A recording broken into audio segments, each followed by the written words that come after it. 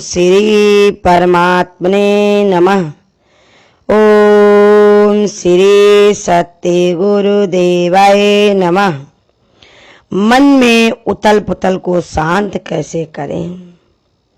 मन में जो उथल पुथल हुआ करती है तो उसको हम शांत कैसे करें? जब आवे संतोष धन तो सब धन धूर समान। जब तक हमको संतोष नहीं मिलता है, जब तक हमारे ऊपर भगवान की कृपा नहीं होती है, कहते संसार की जितनी भी चीजें हैं तो उसको इंसान खरीद सकता है, छीन सकता है, मांग सकता है, लेकिन ये भगवान की जो भक्ति होती है, भगवान की भक्ति से ही मन शांत होता है। गुरु क्या बताते हैं कि मन को आत्म राह दिखा दो वरना मन नहीं मानेगा। क्यों मन जो हमारा है वो परमात्मा का ही अंश है। इंद्रियों में मैं मन हूँ, 10वें अध्याय में भगवान ने बताया।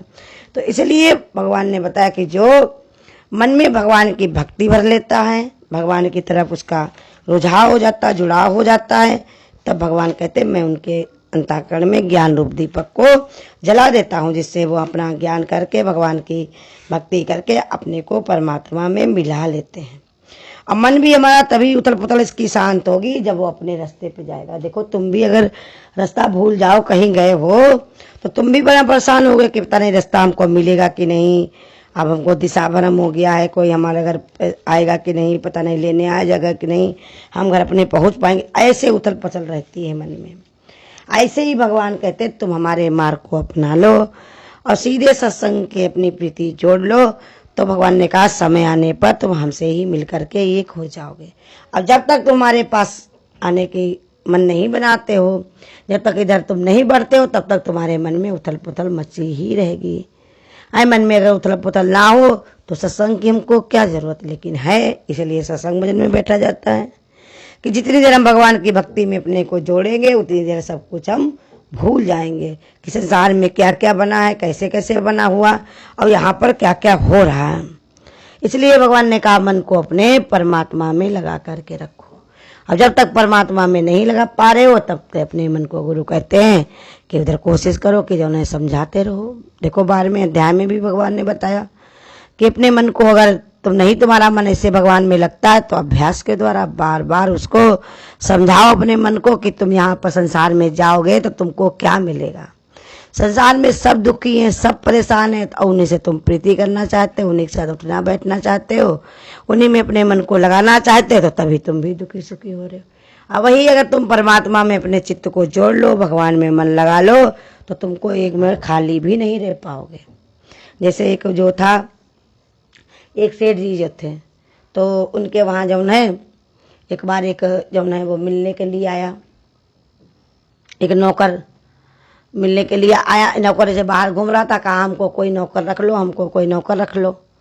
तो कहा कि कितना रुपया लोगे? कहा तनख्वाह हम कुछ भी नहीं लेंगे, अगर काम हमारा नहीं होगा नहीं मेरे पास तो हम उसी को खा जाते, यही हमारा काम है।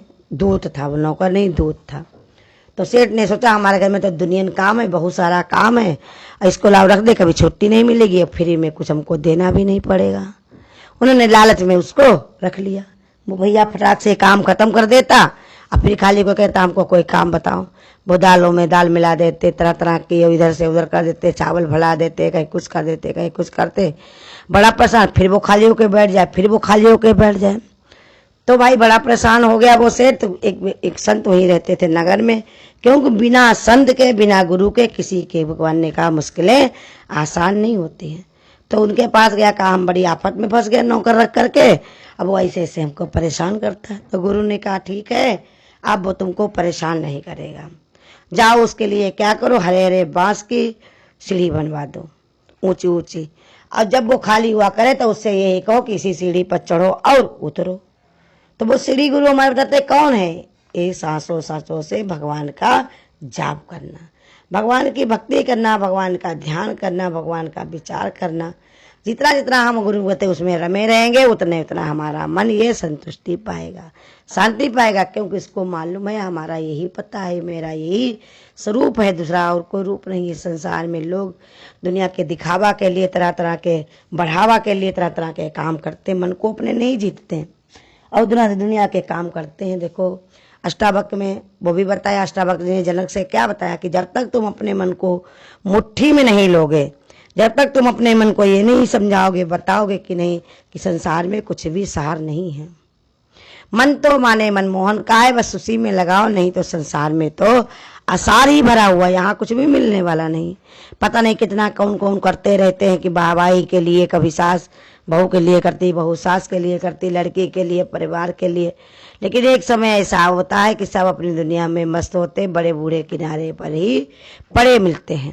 तो इसलिए भगवान बताते हैं कि मन को अगर शांत करना तो आज कर दो, और कल के लिए अगर बैठे हो तो तुम्हारी ये बहुत बड़ी भूल है, क्योंकि परमात्मा जो है, भगवान ने बताया कि वो हमारे मन के लिए ही आया हुआ है, मन को रिझाने के लिए। द्वापर में भगवान ने गोपियों की वजह से मन को बनाया कि देखो, तो शरीर से तो अपना काम करते रहो, अब मन हमारे में ही जोड़ कर रखो, क्योंकि मन के देव हैं गुरु। गुरु माने वही सारे जगत के विष्णु परमात्मा, उन्हीं में अपने मन को लगा करके रखोगे तो गुरु कहते तुमको शांति मिलेगी जरूर, उथल पुथल तुम्हारी हटेगी जरूर।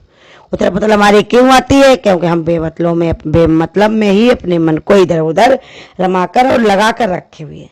और जितना जितना हम अगर भगवान में लगा दें तो भगवान ने कहा हमको शांति मिलेगी ही मिलेगी, क्योंकि मिलना ही चाहिए, क्योंकि भगवान हमारा शांत स्वरूप है। जैसे गुरु कहते थे कि देखो, कहते लहसुन और प्याज तामसी गुण का होता है, लेकिन उसको अगर तुम फ्रिज में रख दो, उसका स्वभाव शीतलता का है और सब चीज को वो ठंडा कर देता तो उसको भी ठंडा कर देगा। ऐसे हमारा भी भाव विचार ऐसे बने कि हम भगवान में अपने मन को लगा करके रखें, तो ये जितनी भी उथल पुथल है, जितनी भी संसार की समस्या है, तो सबका हमको हल मिलेगा। आज कुछ जो चीज़ों का हल मिल रहा है, कुछ आगे मिलेगा, और मिल चुका है बहुत चीज़ों का। भगवान के वहाँ देर है पर अंधेर नहीं है। ऐसे अपने मन को निश्चय बना दो कि मन तू हरिओम गा ले, नाम जपने की आदत बना ले। नाम जपता रहेगा मन जो हमारा, तो फिर हमको हर समय भगवान की खुमारी चढ़ी रहेगी, और भगवान की खुमारी रही तो हमारा मन कहीं भी उथल पुथल नहीं करेगा। उथल पुथल इसलिए करता है क्योंकि हमने कभी ज्ञान को सही से समझा नहीं है।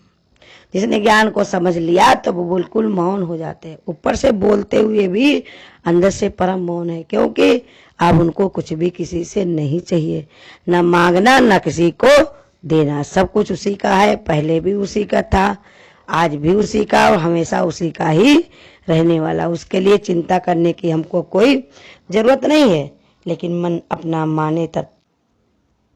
मन को हमको ये बताना है कि देखो, संसार की जितनी भी चीजें हैं वो सब कैसे हैं, संसार में सपने की रचना है, यहाँ पर कुछ भी नहीं है। मन कुछ पाकर खुश होता है, खो जाने पर बहुत रोता है, लेकिन कुछ भी हमारा नहीं। जो खो गया वो भी भगवान का था, और जो हमको पाया हुआ महसूस हो रहा वो भी भगवान का है।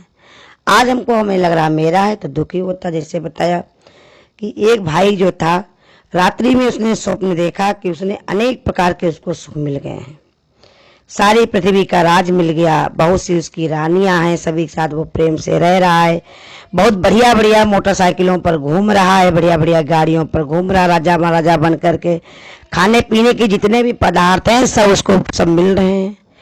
रात भर उसने जब ये सपना देखा तो रात भर कितना वो खुश रहा, बहुत प्रसन्न रहा कि जब देखो कितना बढ़िया। जब आंखें खुल गई तो आंख खुलने पर भी वो अपने सपने को याद कर करके कितना खुश हो रहा था। लेकिन जब दूसरे दिन सोया फिर उसने सपना देखा कि उसकी पत्नी भी मर गई, उसका पुत्र भी मर गया, घर भी किसी ने छीन लिया, संपत्ति में आग लग गई। तो फिर उसने इतना जब आंख खुली तो देखा उसने जो है, और चिंता कर करके वो स्वयं भी मर गया।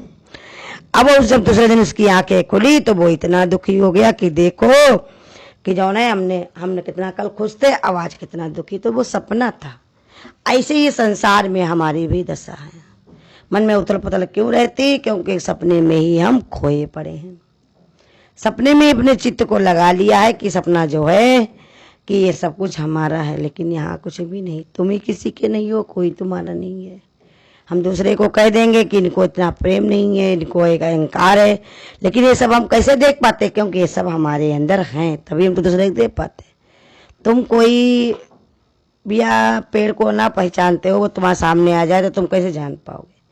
ऐसे ही तुम जानते हो तो बड़ी आराम से पकड़ लेते हो। ऐसे गुरु भी बताते हैं कि जो लोग जानकार होते, माने जिनके अंदर से समझ हो जाती क्या है ये सब सामने, तो फिर वो उसे जो है समझ लेते हैं तो जानकार हो जाते हैं।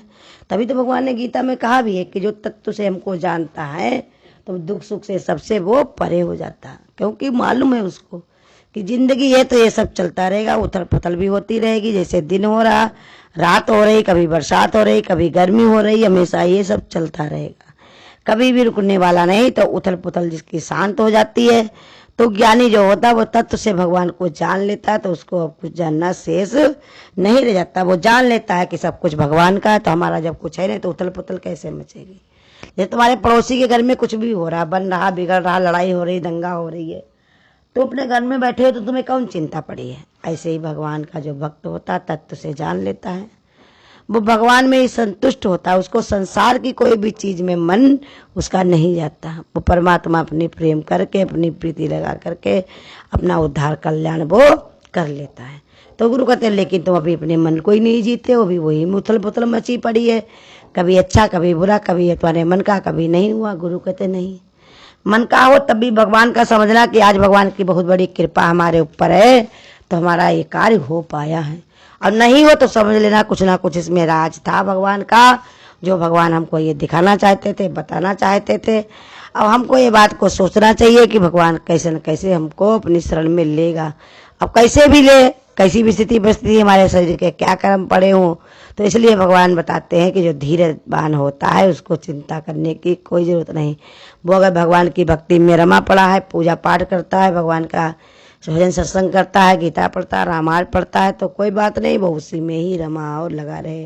परपंच करने से कोई फायदा नहीं, और उसमें मिलेगा अधिकार दुख, क्योंकि समय आने पर तुमको लेकर के ही जाएंगे। परमात्मा कोई न कोई रूप बनाकर, कोई ढंग उठाकर जब तुम चले जाओगे तभी ये भगवान ने कहा तुमको शांति मिलेगी। लेकिन शांति के लिए गुरु के ज्ञान से जाने की जरूरत नहीं। गुरु कहते पहले से ही शांति प्राप्त करो, शांति पर तुम्हारा पूरा अधिकार है। अपने शांति स्वरूप को जान लो कि हम तो सब लोग लाए हैं ब्रह्मकार वृत्ति गुरु द्वार से। इस वृत्ति को रखना मेरे मनवास मार के, तुम्हारी नहीं है, आज मिली है कल सब कुछ जाने वाली, किसके पास चली जाए कुछ भी कोई नहीं जानता है। तो उथल पुथल कैसे अपनी शांत करो विचारों के द्वारा, समझा करके कि क्या देख करके तुम खुश हो रहे हो। संसार में सब कुछ छूटने वाला है, ना पहले तुम्हारा था, ना आज तुम्हारा है, ना आगे तुम्हारा होगा। इसलिए मन को अपने शांत करो कि हमें तो अपनी परमात्मा से मतलब है और संसार से कोई हमारा लेना देना नहीं। ऊपर से सब व्यवहार के लिए मिला है।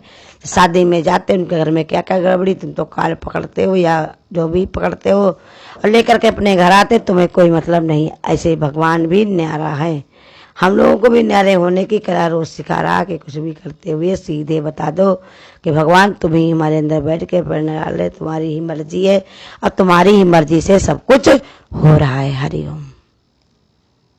अगर आपको आज की वीडियो अच्छी लगी हो तो वीडियो को लाइक और शेयर करना ना भूलें। आगे की वीडियोस देखने के लिए चैनल को सब्सक्राइब करें और नोटिफिकेशन